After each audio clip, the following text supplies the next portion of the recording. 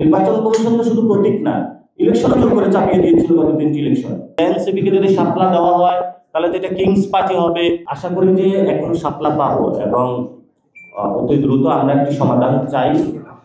Already অনেক সময় নিয়েছে, তবে আমরা এখনো এনসিপি থেকে আশাবাদী শাপলার ব্যত্যয় কোনো কিছু হবে না, কারণ তারা আমাদের সামনে কোনো শক্তিশালী যুক্তি দাঁড় করাতে পারে নাই। এবং আমরা তাদেরকে বলেছি আপনারা একটা নীতিমালা তৈরি করুন, কোন নীতিমালার ভিত্তিতে আপনারা এই যে লিস্টগুলো বা তালিকাগুলো আপনারা সিলেক্ট করেছেন সেগুলো জাতির সামনে উপস্থাপন করেন। তারা সেটারও ব্যাখ্যা দিতে পারে নাই।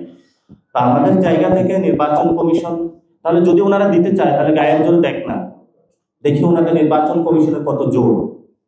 বান্ডেল থাকলে প্রতি সেনমানিতে টাকা বাঁচবে। বিকাশ সেনমানি বান্ডেল কিনে জিতুন প্রতি লেনদেনে।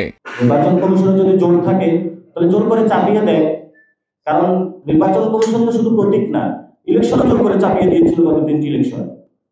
তা আপনাদের সামনে যখন এই উদাহরণ আছে, ইলেকশন কমিশনের প্রতি তো এখনো যে পরিবর্তন হয়ে গিয়েছে সেটা তো আমরা মনে করি না।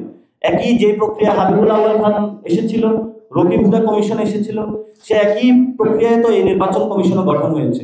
আমরা তো সেটার বিপক্ষে বলেছিলাম যে নির্বাচন কমিশনকে সুষ্ঠু একটি প্রক্রিয়া গঠন করতে হবে।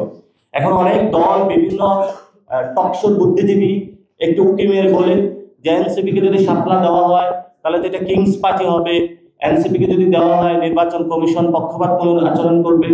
ভাই, আমরা তো জুডিশিয়ারির বাইরে কোনো কিছু চাই নাই, আমরা তো হলো লিগ্যাল ফ্রেমওয়ার্কের বাইরে কোনো কিছু চাই নাই। রাজনীতি করতে এসেছি, গণতান্ত্রিক প্রক্রিয়া, আমার যে অধিকার আছে সেই অধিকারের মধ্য দিয়ে আমি চেয়েছি। এখন আপনার অপশন আছে গায়ের জোরে আমার অধিকার থেকে বঞ্চিত করবেন। যদি অধিকার থেকে বঞ্চিত করেন তাহলে কি পরিস্থিতি হবে সেটারও বড় অধিকার।